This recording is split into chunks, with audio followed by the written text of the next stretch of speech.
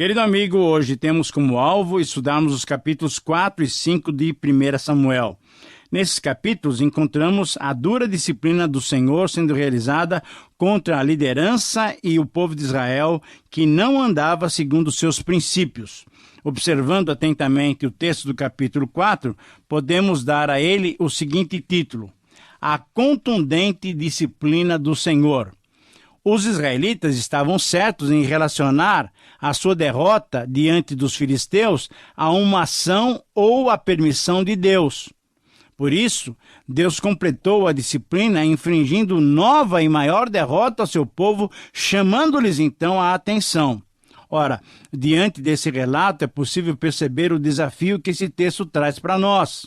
A proposta, a proposição e o desafio desse texto para cada um de nós pode ser apresentado através da seguinte afirmação: todo verdadeiro filho de Deus deve saber enfrentar a disciplina do Senhor, que sempre quer o melhor para nós. Eu repito essa frase. É o resumo do capítulo 4. Todo verdadeiro filho de Deus deve saber enfrentar a disciplina do Senhor, que sempre quer o melhor para nós. E nesses 22 versículos do capítulo 4, nós vamos encontrar 5 etapas que ocorrem quando somos disciplinados pelo Senhor. Em primeiro lugar, a disciplina do Senhor acontece através de inimigos permitidos pelo próprio Senhor, versículos 1 a 3. Quem eram os inimigos? Eram os filisteus. Os filisteus eram um povo não semita, procedente da ilha de Creta. Esse povo instalou-se no sul da Palestina, próximo à costa mediterrânea, e ali se estabeleceu e estabeleceram 5 cidades importantes.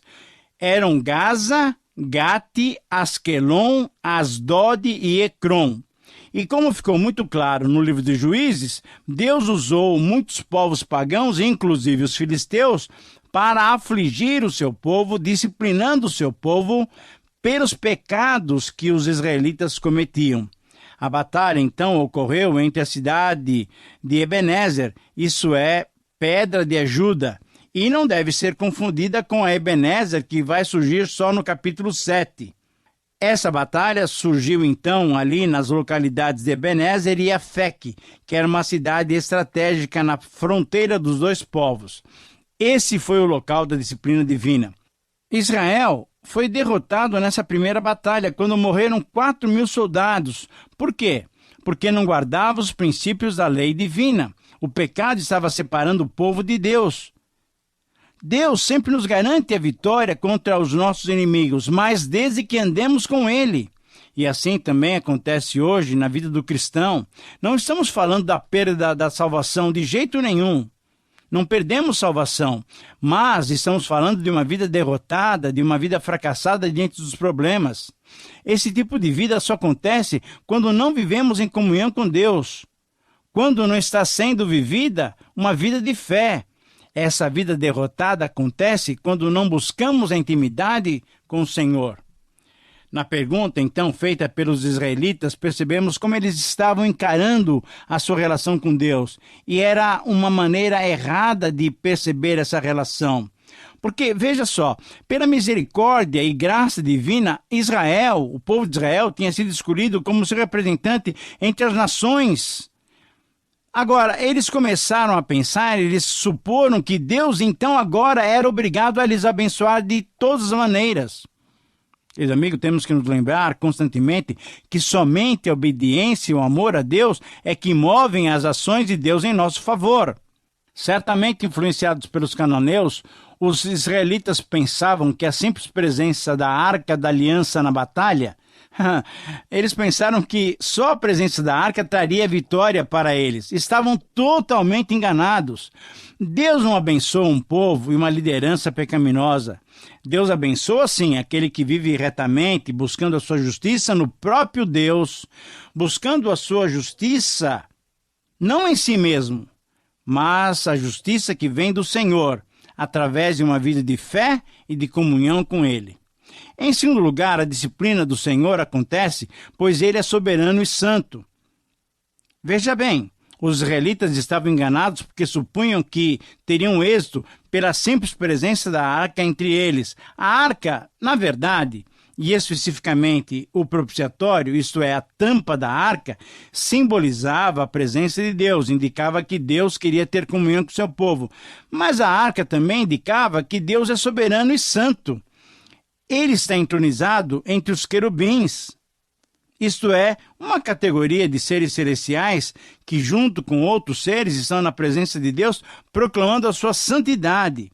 Ora, um Deus santo requer a companhia de um povo santo, é exatamente isso. Agora, veja só, a companhia indesejável que aconteceu, porque juntamente com a arca vieram sacerdotes. Vieram quem? Ofni e Finéias. Esses filhos de Eli que eram corruptos e corruptores. Aqueles que eram responsáveis pelos atos de culto a Deus vieram, porém a presença deles era indesejável. Imagine a arca que simbolizava um Deus santo, junto com 2 sacerdotes corruptos e devassos. Não eram companhia um para o outro. E com a presença da arca da aliança entre eles, os israelitas ficaram alegres e contentes, ficaram exultantes, supondo que agora seriam vitoriosos. Mas Israel teria que aprender de que maneira diferente eles deveriam se relacionar com Deus.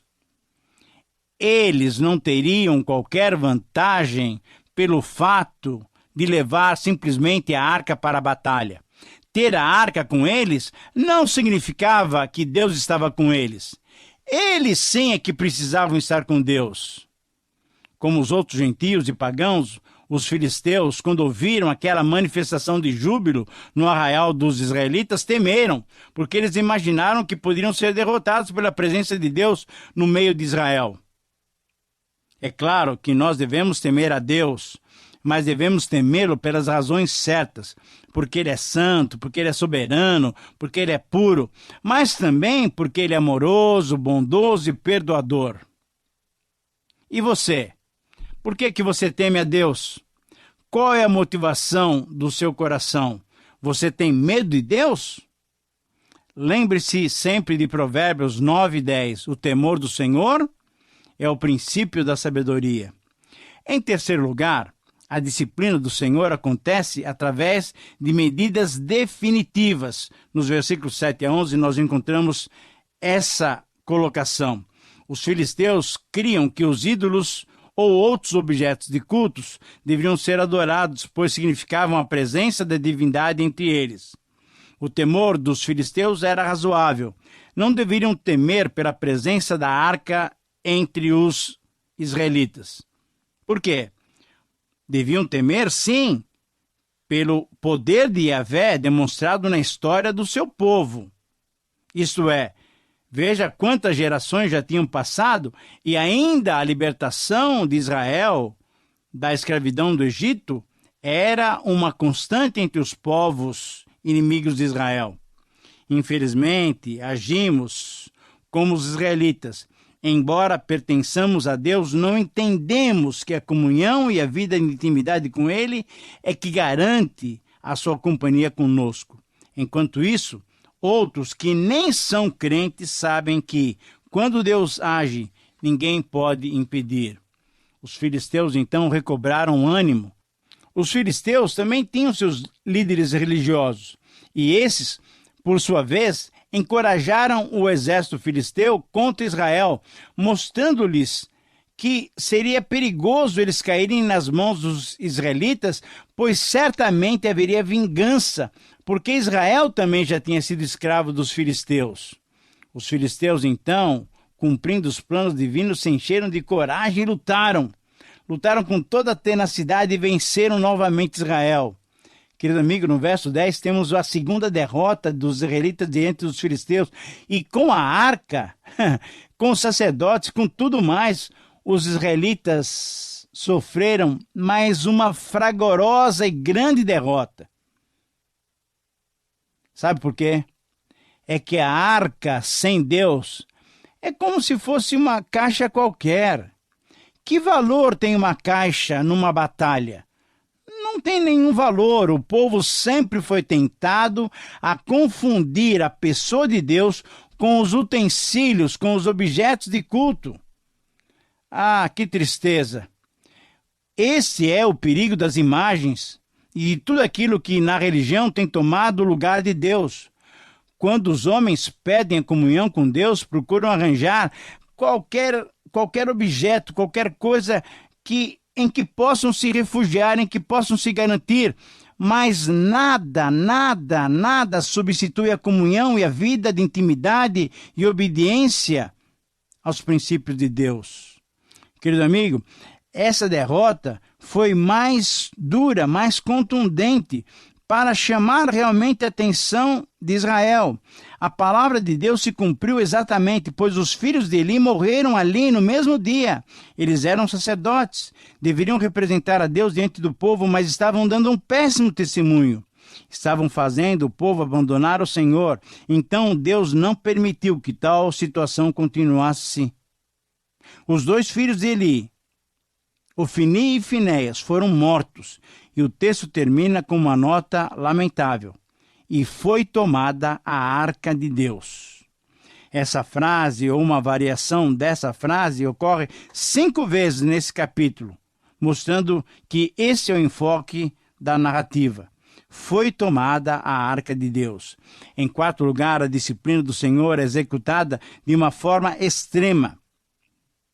Nos versículos 12 a 18, um sobrevivente da batalha, um benjamita, correu então de modo espetacular, como se fosse até um maratonista, para levar a notícia, que infelizmente era uma notícia muito triste. Suas roupas rasgadas e a poeira, o pó sobre a sua cabeça eram já sinais de luto, eram sinais de uma calamidade nacional. A condição de Eli era triste, pois como sacerdote ele estava sentado em frente ao caminho aguardando qualquer notícia sobre a batalha e sobre a arca. Quando o mensageiro entrou correndo na cidade, o povo que estava na cidade ainda percebeu a gravidade da notícia e começaram a gritar, começaram a prantear. E Eli, um homem muito idoso, com 98 anos, ele também já estava cego. E ouvindo então esse alarido, esse clamor na cidade, perguntou o que tinha acontecido. O mensageiro identificou-se e Eli perguntou-lhe as notícias sobre a guerra. Foi uma triste mensagem com 3 notícias. Israel fora derrotado, Ofni e Finéias tinham morrido e a arca de Deus fora levada cativa pelos filisteus. Ora, com essas tristes notícias, Eli não resistiu e morreu. Caiu da cadeira para trás e quebrou o pescoço. Querido amigo, assim terminava o ciclo de um homem que serviu a Deus durante 40 anos, mas que infelizmente não soube educar corretamente os seus filhos. A palavra disciplinar de Deus estava cumprida na família imediata de Eli. Seus filhos e o próprio Eli estavam mortos. Em 5º lugar, então, a disciplina do Senhor ocorre de forma abrangente. Nos versículos 19 a 21, nós vemos essa informação. Na verdade, o que aconteceu é que o neto de Eli teve um nascimento prematuro. Não sabemos quanto tempo o bebê adiantou, mas não foi um parto natural. Chocada e certamente sensibilizada com as notícias, essa israelita, esposa de Finéias, não conseguiu que o seu organismo suportasse a notícia e ela deu à luz antecipadamente ao seu filho, o neto de Eli. As notícias provocaram essa situação. A arca fora tomada. O seu sogro tinha morrido e o seu marido tinha morrido. Ora, o fato da arca ter sido levada pelos filisteus não significava fraqueza da parte de Deus, mas sim a sua disciplina para com seu povo de Israel. Constatamos assim, por meio dessa passagem, o julgamento de Deus sobre toda a família de Eli. O apóstolo Paulo diz que de Deus não se zomba. Deus é santo e requer a santidade do seu povo. Tudo que o homem semear, isso também ceifará. O castigo foi abrangente. Embora fosse encorajada por outras mulheres pelo nascimento do filho, a esposa de Finéias nem se importou com a notícia do nascimento desse bebê. Certamente ele estava passando mal, tanto pelas notícias como pelo esforço durante o nascimento do filho. A própria mãe, então, ao dar à luz ao bebê, expirou, isso é, ela morreu. Porém, antes ela expressou o seu amargor ao dar o nome para o seu filho. Ah, querido amigo, o nome dado ao filho teve um significado específico, Icabó. Isto é, a glória do Senhor não estava mais presente porque ela se foi. Ou, foi-se a glória de Israel, pois foi tomada a arca de Deus. A glória de Israel era o próprio Deus que se manifestava na arca e de muitos outros modos. Mas o Deus dos grandes feitos do Egito é o mesmo Deus de Israel e agora não estava mais presente com o povo de Israel. O mal sempre esteve no coração do homem. E quando o mal domina o coração do homem, Deus se afasta desse homem. Temos que aprender que o pecado do homem impede as manifestações de Deus. A glória de Deus se vai quando o homem peca, quando o povo de Deus abandona o seu próprio Deus. Muito bem. Depois agora de termos estudado todo esse capítulo e vermos essas lições e pedindo a graça de Deus para aplicá-las em nossas vidas, temos então que olhar para o capítulo 5. E nesse capítulo 5 verificaremos os efeitos da Arca da Aliança em meio aos filisteus. O capítulo 5 só tem 12 versículos. E nesses versículos nós vamos encontrar então que situação essa arca, a arca poderosa, a arca que simbolizava a presença de Deus, o que ela causou no meio dos filisteus. Então damos como título a esses 12 versículos a seguinte expressão: os efeitos da presença de Deus em meio aos incrédulos. Eu repito, os efeitos da presença de Deus em meio aos incrédulos. E a frase desafiadora que faz com que apliquemos esse princípio em nossas vidas pode ser expressa através da seguinte afirmação: é necessário sabermos que a presença de Deus só será abençoadora para quem o teme e obedece. Veja bem, esse é o princípio que emerge, que vem do capítulo 5, 1 a 12 de 1 Samuel. É necessário sabermos que a presença de Deus só será abençoadora para aqueles que o temem e o obedecem. Nesses 12 versículos, então, encontramos 5 efeitos da presença de Deus no meio daqueles que não creem nele. O primeiro efeito é mostrar a sua superioridade. A Arca de Deus foi levada como um troféu de guerra para a cidade de Asdod, cerca de 30 quilômetros ao sul do local da batalha. E ali ela foi colocada no templo consagrado ao deus Dagon. Essa imagem dominava o santuário. Foi ali onde Sansão perdeu a vida. Mas a presença da Arca de Deus provocou a queda de Dagon, colocando-o com o rosto em terra diante de Deus. O segundo efeito da presença de Deus no meio dos incrédulos é a destruição dos falsos deuses. E foi exatamente isso. Na manhã seguinte, esse ídolo estava completamente destruído, caído diante novamente da arca. Nós não podemos nos esquecer. Não há quem possa resistir à presença poderosa de Deus. O terceiro efeito, então, é a mão de Deus contrária àqueles que não o adoram e servem aos falsos ídolos, aos falsos deuses. Então, não só o ídolo sofreu, mas os adoradores, isso é, os filisteus sofreram. E houve uma praga violenta no meio do povo filisteu. Tumores e uma praga que incluía ratos, uma espécie de peste bubônica que provocava o endurecimento dos glândulos, causando muitas dores em quem era atacado pela peste. Tudo isso aconteceu porque a Arca de Deus estava no meio do povo filisteu, um povo incrédulo. O quarto efeito da presença de Deus no meio desse povo incrédulo é que cada um procurava evitar agora a presença de Deus, a presença da arca. Então, foram tentando passar de cidade em cidade essa arca, porque não queriam sofrer com as consequências.